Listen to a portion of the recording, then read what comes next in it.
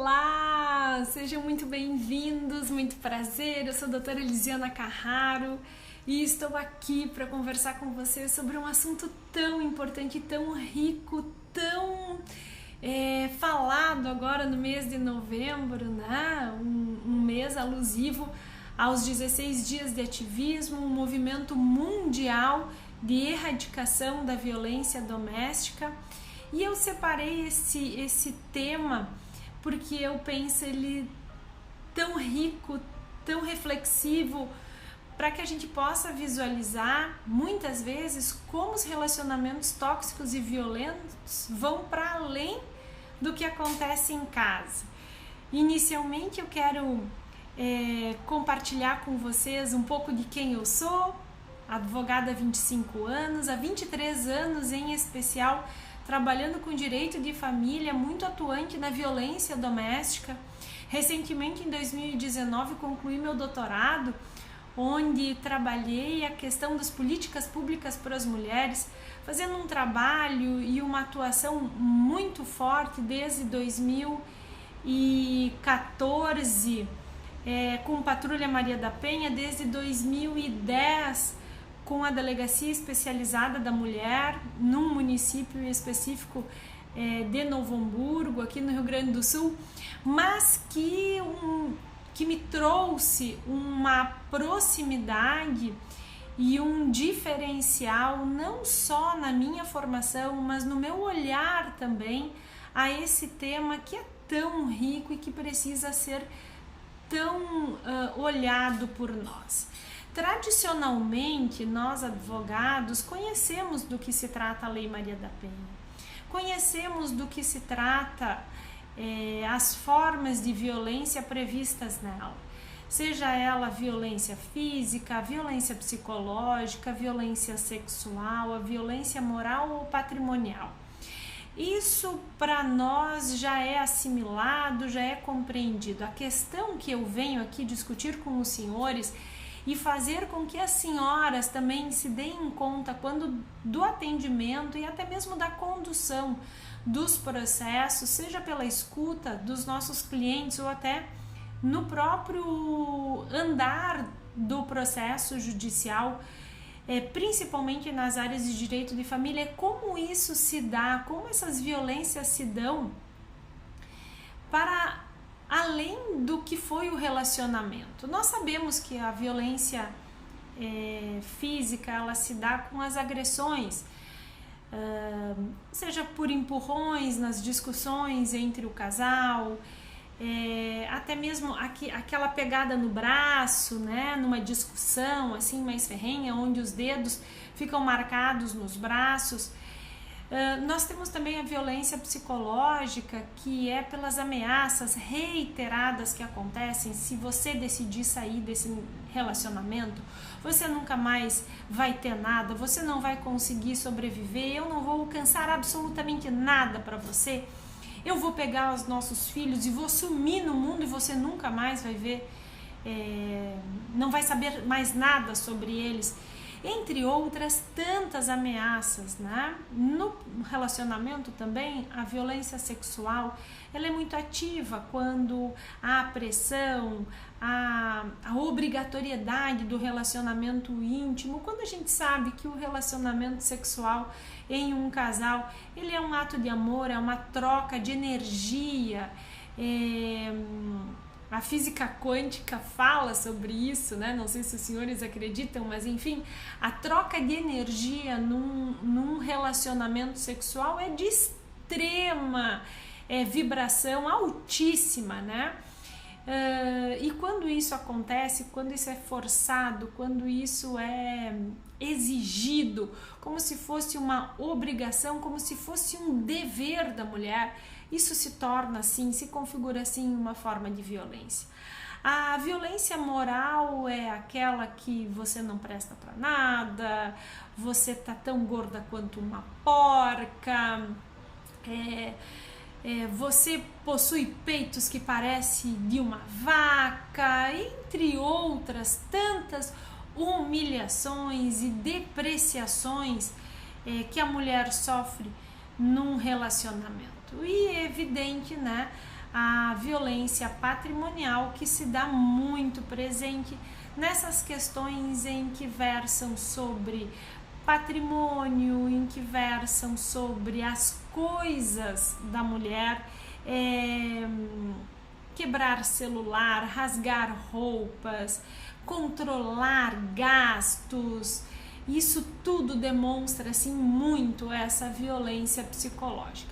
Até aqui não trago nada de novidade aos senhores, todos vocês têm conhecimento pleno e absoluto, acredito, se atuantes nessa área, e se não atuantes, ao menos ouvem falar sobre essas práticas.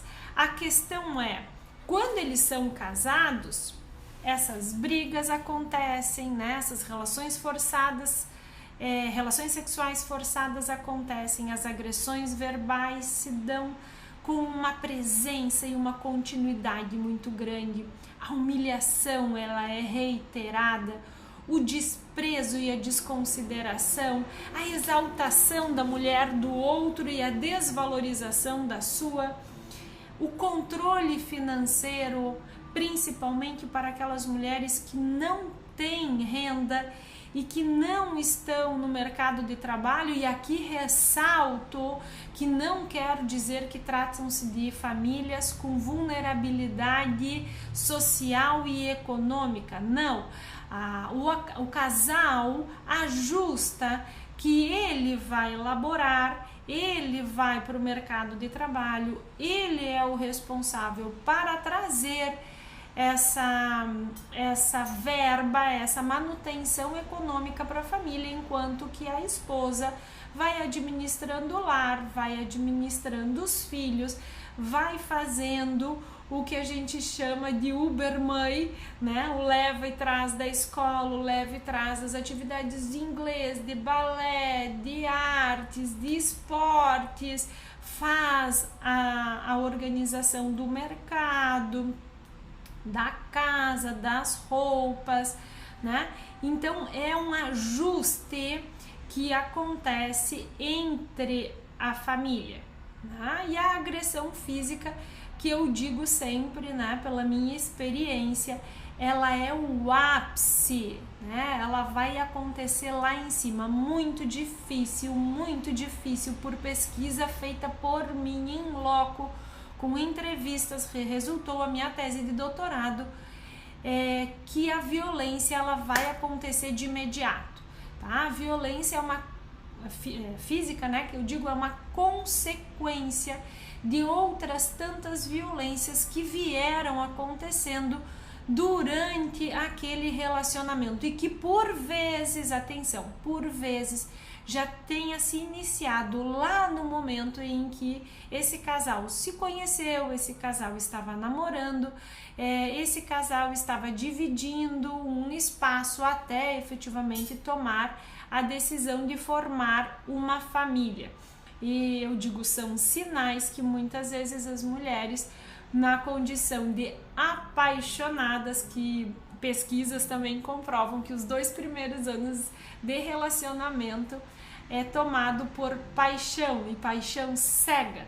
Se paixão cega, a gente não enxerga esses sinais, eles vão acontecendo com o passar do tempo. Muito bem, mas a questão aonde eu quero chegar com os senhores e refletir com os senhores e com as senhoras é quando eles não estão mais casados, como é que isso acontece? Eu elenquei aqui, na verdade são 4, eles estão em 3 formatos, mas são 4 elementos importantíssimos que vão acontecer, que vão ser visualizados e que ao falar com vocês, vocês vão hão de concordar comigo que eles acontecem. O mais comum, principalmente quando a mulher busca a finalização, o encerramento do relacionamento, é a perseguição. Então, eles perseguem as mulheres, eles vão até ela eles começam a circular pelos mesmos espaços que elas circulam. E mais, essa perseguição não necessariamente vai se dar por meio deles, poderá se dar por amigos e conhecidos, em que eles pedem para que, se essas pessoas virem as suas ex-mulheres, ex-namoradas, ex-companheiras, ex-noivas, ex-ficantes, que os avise, que ele tome conhecimento de onde elas estão. E aí é o que acontece? Acontecem as mensagens. As mensagens, elas vêm de forma desaforada. Essas mensagens vêm de forma ameaçadora, do tipo: eu sei onde tu estás, eu sei com quem tu estás falando, eu sei exatamente por onde tu circula. E estas ameaças, esse domínio, esse controle continua sendo forma de violência. O que leva a mulher a fazer o quê? A não sair, às vezes se mudar até de cidade, ficar cuidando quando sai, quem tá olhando, quem tá por perto, começa a se policiar dos lugares onde antes ia e agora não quer ir mais, porque sabe que ou ele está olhando por ela, ou tem conhecidos ou pessoas conhecidas de ambos que vão estar ali, vão cuidar para dizer aonde ela está e com quem ela está. Ela começa a cuidar até com quem falar. Então ela começa a acender um alerta que gera ansiedade, que gera angústia, que por vezes gera até uma síndrome do pânico. O bloqueio das mensagens é uma forma de barrar isso, para além, evidente, de um boletim de ocorrência, de um pedido de medida protetiva. Mas vejam bem o efeito que isso gera para essa mulher que já conseguiu encerrar o relacionamento, que já conseguiu se desvincular dele em tese, em função de uma dissolução de união estável, em razão de um divórcio, mas que ainda sofre esse controle e essa abusividade, essa violência ainda contra ela, mesmo que separada, mesmo que divorciada, mesmo que não mantendo mais um vínculo afetivo, amoroso com este homem. Uma outra situação também muito visualizada, que acontece muito com as mulheres, se dá no que tange a prestação alimentar para com seus filhos. Quantos e quantos pais deixam de pagar a pensão no dia, no mês, alguns reiterados meses, para ver a mulher penar, sofrer, passar dificuldade? Porque na cabeça dele os alimentos são para ela, não são para os filhos. Quando na verdade esses valores são administrados pela mulher, que muitas vezes não atendem às necessidades integralmente dos filhos, das crianças, mas que vem com o intuito de auxiliar ela a administrar essas demandas através dos alimentos. E aí o que eles fazem? Eles deixam de pagar, eles não contribuem com os alimentos, porque querem ver ela passando por dificuldade, querem mostrar para ela que sem eles ela não consegue sobreviver, que sem ele ela não consegue cumprir com os seus compromissos. E isso, gente, é uma forma de violência. Quantas e quantas vezes nós não conhecemos situações em que as partes deixam de cumprir os alimentos, né? E o fazem quando está prestes a serem executados. E um grande ganho hoje que nós temos é não ter a necessidade de aguardar 3 meses de inadimplemento para fazer o pedido de cumprimento de sentença. Então a gente vê ali uma forma muito clara de continuar praticando uma violência, mesmo não estando mais num relacionamento afetivo, amoroso com o pai, né, das crianças, com o marido ou com o companheiro.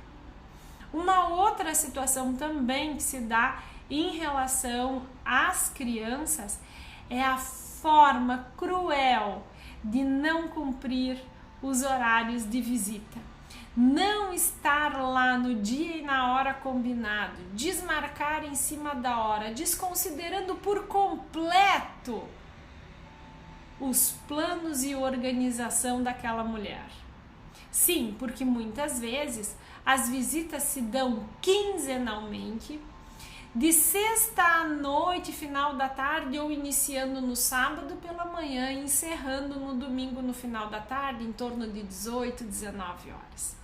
O restante dos dias, digamos que em torno de 25 a 26 dias por mês, a mulher está com as crianças administrando suas demandas, atendendo às suas necessidades.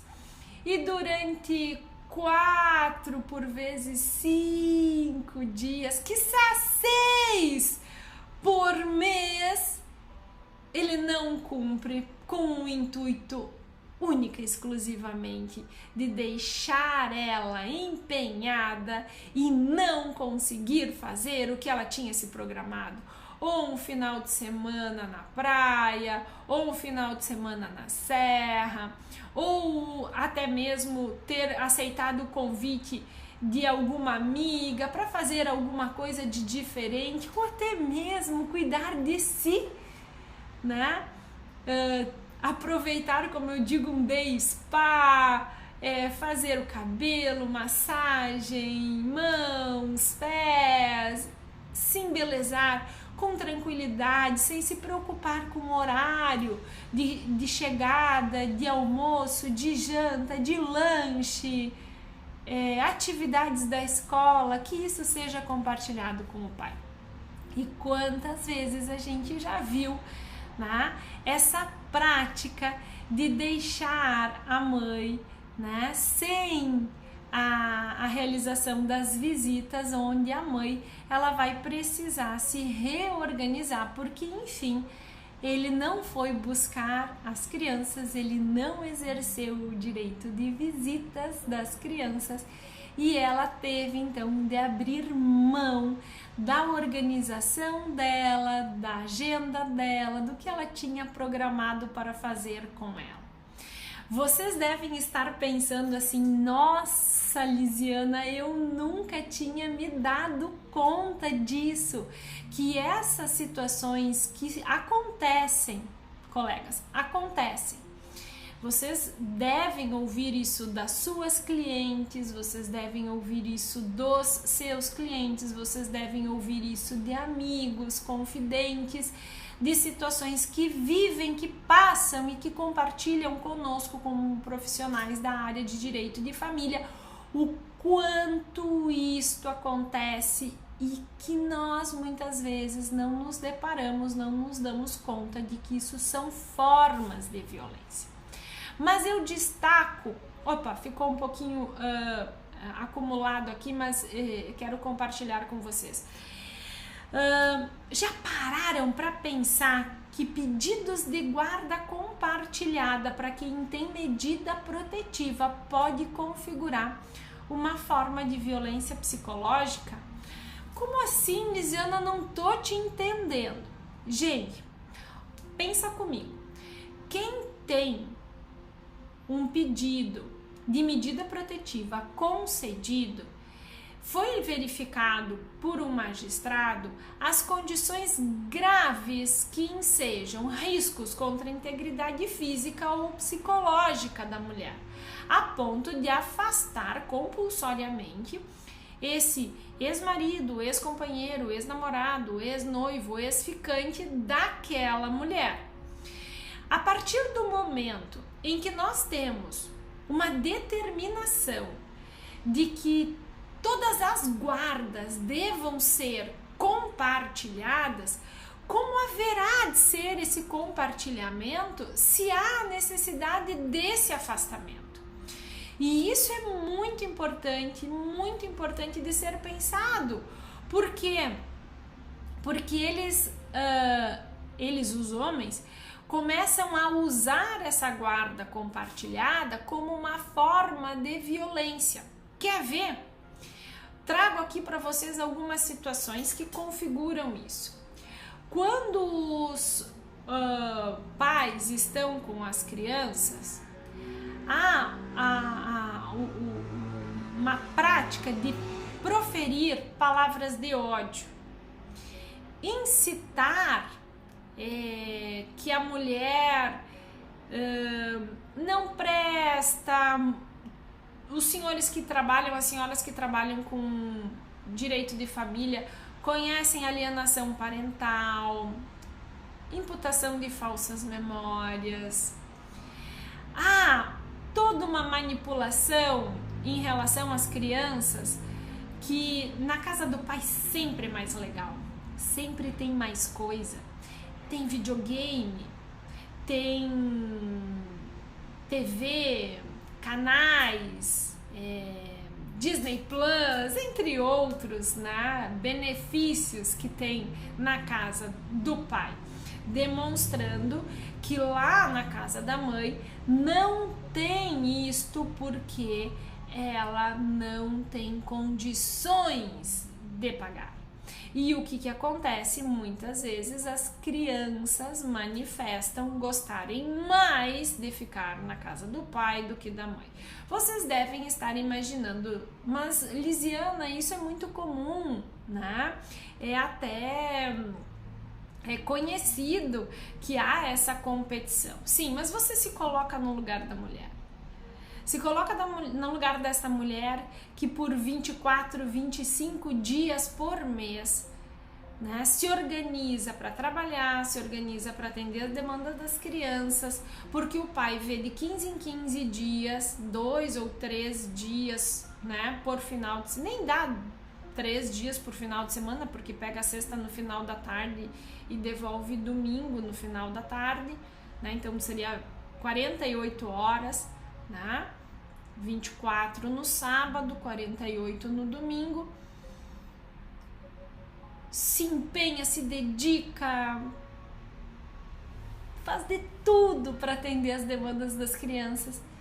E elas chegam com estas falas, né? Que você não consegue, que você não tem dinheiro, que você não alcança, que na casa do papai é melhor, que na casa do papai tem Play 5, né? Então tem todas essas formas que vão se dando a partir do exercício desta guarda. O desgaste emocional e o desgaste em relação a essa violência patrimonial, muitas vezes num processo judicial, recai num resultado muito triste, que é das mulheres desistirem, não quererem mais permanecer nesse processo, desistirem de tudo e de todos, a ponto muitas vezes delas desencadearem um processo de depressão tão profunda que eles utilizam isto para dizer que esta mulher é doente, incapaz de ficar com os filhos, tirando a guarda desta mulher. Então, gente, a violência, ela está presente independente, e é isso que eu quero trazer para que a gente possa visualizar. Independente de nós estarmos com os nossos clientes vivendo um relacionamento amoroso, estando vivendo na mesma casa ou ainda num processo de separação ou até mesmo de um divórcio, tá? Como conclusão, não quero me estender, eu vim aqui para um bate-papo inicialmente aqui, trazendo para vocês o destaque de situações para que a gente possa pensar. E como conclusão, eu trago aqui, né? Infelizmente, os homens, mesmo no final da união, a gente percebe que eles continuam sendo violentos. A partir dali, o que a gente precisa trabalhar? A gente precisa trabalhar com o apoio da área da saúde, a área da psicologia, ela precisa estar presente. E reconheço muito os ganhos desses profissionais em nos auxiliarem nessas demandas. Ainda se faz necessário nós falarmos sobre isso. Nós temos que desempenhar o nosso papel dentro da nossa atividade profissional, falando sobre isso e, consequentemente, estimulando os nossos colegas advogados a olharem essas demandas.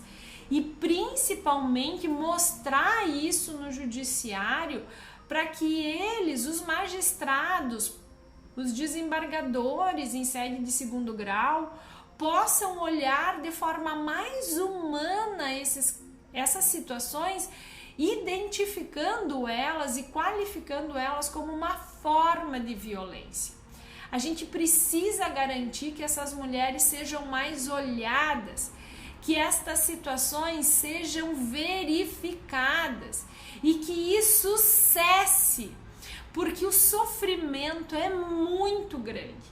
E claro que ela sofrendo, tendo filhos, os filhos também sofrem. Essa dor, ela é visualizada, ela é sentida pelos filhos.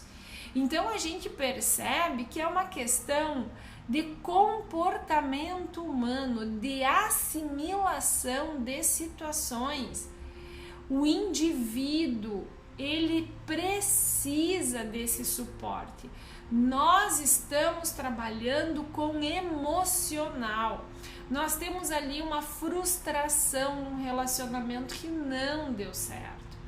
Nós temos ali situações de vingança, de domínio, de perversidade, quadros identificados na área da psicologia. Qual é o nosso papel? E aqui a minha reflexão nesse mês de novembro, alusivo a uma campanha dos 19 dias de ativismo para erradicar a violência.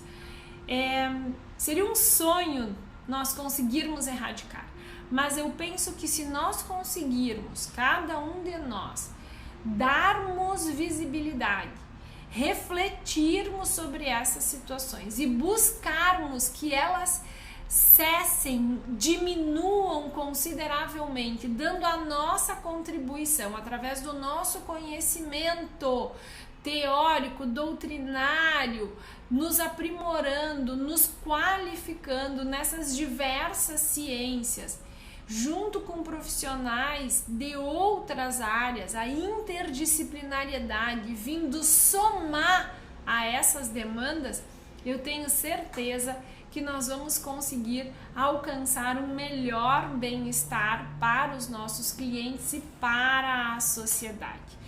Com isso, eu agradeço imensamente a atenção dos senhores. A minha proposta é justamente não alongar, mas sim ir pontual, refletir exatamente em questões que são do nosso cotidiano, são do cotidiano dos nossos clientes, das nossas clientes, dos nossos amigos, da nossa sociedade. E eu ficaria honradíssima se quiserem entrar em contato comigo, dar um feedback sobre essa nossa conversa, trocar experiências ou até mesmo fazer algum questionamento. Fica aqui os meus canais de contato, né? O Instagram no @lisiana.carraro ou por e-mail lisiana@carraroadv.com.